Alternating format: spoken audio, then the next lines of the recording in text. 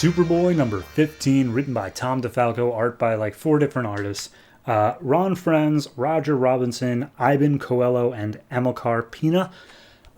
This is the next part of Hell on Earth, and last time, I think in Superman, we had Superboy literally being tossed around by Hell, just kind of as like a prop. He wasn't even in a character, he was just being thrown around.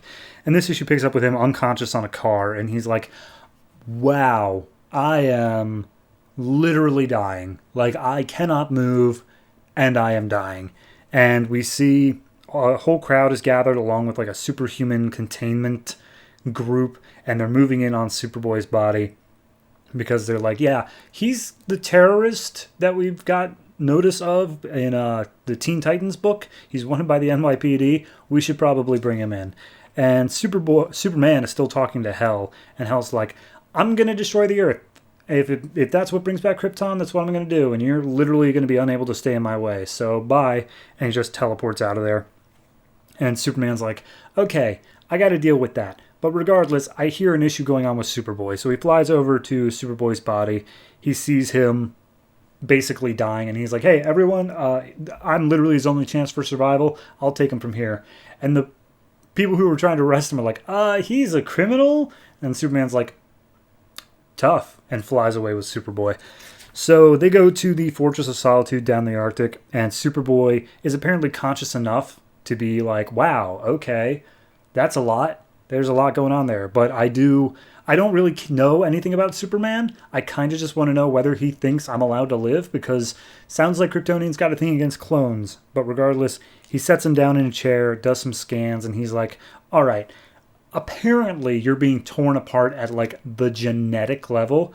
So he uses his microscopic vision to see that Superboy has, instead of the regular 2 strands of DNA that most people have, Superboy has 3, and he isn't sure what to do about it. So then we cut over to Supergirl's sanctuary, her own little Fortress of Solitude under the sea, where Hell has brought her. And last issue, Hell impersonated Superman to say some very hurtful things to Supergirl, and Supergirl's like, I can't believe he said such awful things about me. And Hell's like, I know, right? He's a total dick. Anyway, I know that you and I can work together, but right now I have some stuff I gotta go do. And he teleports out of there, leaving Kara alone. So then Superman's on a call between Cyborg and Dr. Veritas, basically saying like, all right, someone want to tell me what's going on with Superboy here? And they're like, well, he's got human and Kryptonian DNA. That accounts for 2 of the strands. We don't know what the 3rd is. And they're like, all right, anybody have an idea how to make him not fall apart? And they're like, well, it's the Kryptonian DNA. That's the one that's causing a problem. So you need like Kryptonian containment thing. And Superman's like, cool, got it, bye, shuts off the call. And he comes to the conclusion that his battle armor that he's been wearing is Kryptonian. It is Kryptek. So he takes it off of himself, which ends up just turning into one of the little Pentagon crests, and then he puts it onto Superboy, which immediately then becomes the Superman outfit just on Superboy. And he freaks out. He's like, what did you do? I feel like my senses are on fire. And he wakes up, if that wasn't clear. And it turns out that this suit like restricts his telekinesis powers, but he does still have other powers. And Superboy looks on, he's like, wait a minute, hold on.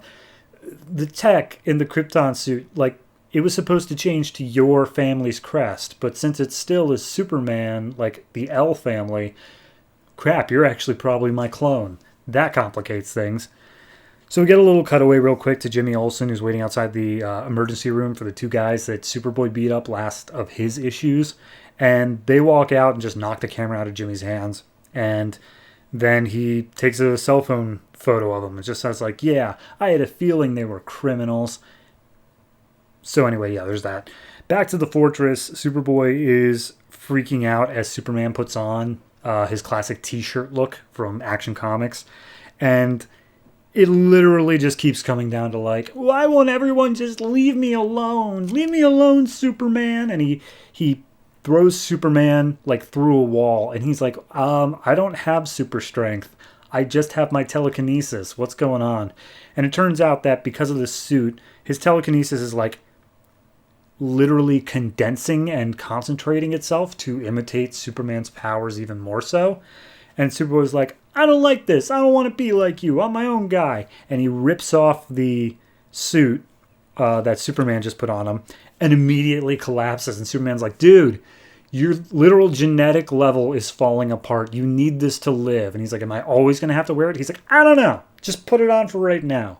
So he puts it back on. And so he's wearing the Superman outfit. And they're like, all right, so what do we do now? And Superman just tells him, we're going to track Hell and we're going to find a way to beat him. He's like, that sounds like a stupid plan.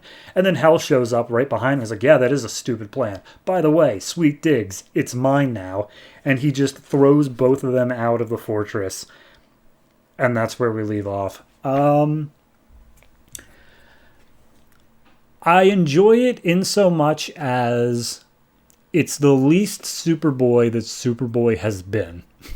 Like, not in character, but in focus. The fact that this issue, he was unconscious for half of it. And we spent time with other characters. Like, I cannot appreciate that more because I am so sick of Superboy's whining about the exact same. Why did everyone just leave me alone? Like, shut up, dude. You are part of this universe. Deal with it. It's interesting to see him wearing the outfit, the Superman outfit.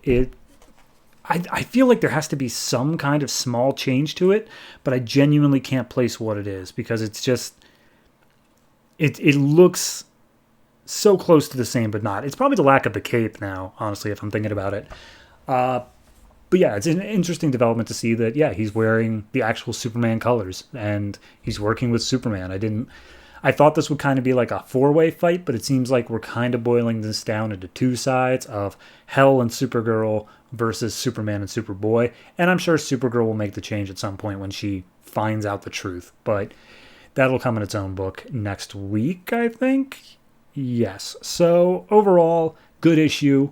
Not amazing, not fantastic. It's kind of just, oh yeah, Superboy has to be the focus of this issue somehow. So they just decide that his genetic level was being torn apart, because that wasn't established in any other issue. It was just that he was in like some sort of stasis that Hell puts him in. So I'm going to give this one I'll give it a 7.